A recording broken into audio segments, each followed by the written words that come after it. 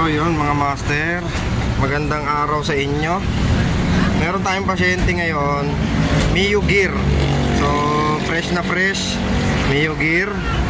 Mas ahead siya sa M3. So itong motor na to, 1 year and 3 months. Ayan po siya. Ayan. Ito po ay pangalawang bukas na, pero yung unang bukas niya hindi pa binibiyak ang makina. So pinalitan ng black dahil natuyuan ng langis. Ngayon ang problema, hindi na i-check yung oil pump. Yung oil pump po, nagamit niya pa naman yung motor ng 3 months bago uli bumigay. Ang problema, dapat chinek na siya nung una pa lang natuyuan kasi pwede na pong pwede na pong magkaroon ng problema yung oil pump. So hindi po siya na-check, nagamit pa siya ng 3 months. Ayun, tsaka bumigay. Ito po yung kanyang oil pump. Ayan ho ang kewang yan, sira na pong sira na talaga. Yan yung roller niya, oil pump roller. So nadali rin po ang kanyang sigunyal. Pero ito bago na to, naipapress ko na to. Ayun, salamat, shoutout kay V-Tuning. Ayun. So yan, naipapress ko na po yan kasi sobrang lintik na ang tama niyan. Tapos nadamay din po ang kanyang rocker arm, nagkaroon ng konting kalog ang kanyang mga bearing. So yan, intake exhaust yan. Ayan po. So pwede naman po siyang pang M3.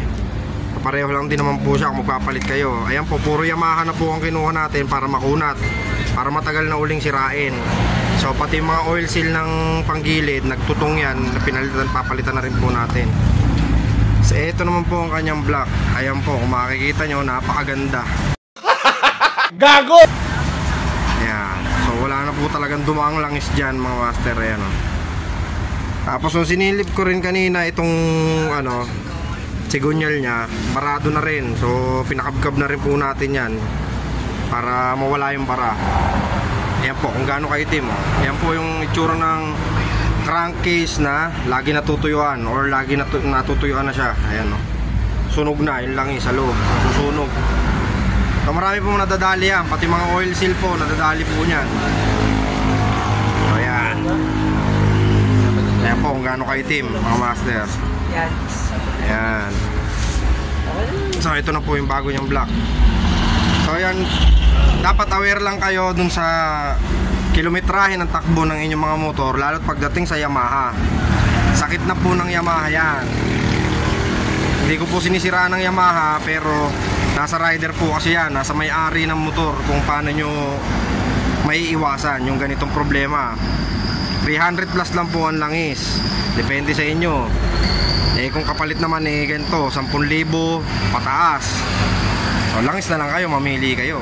Ayan po siya 1 year and 3 months.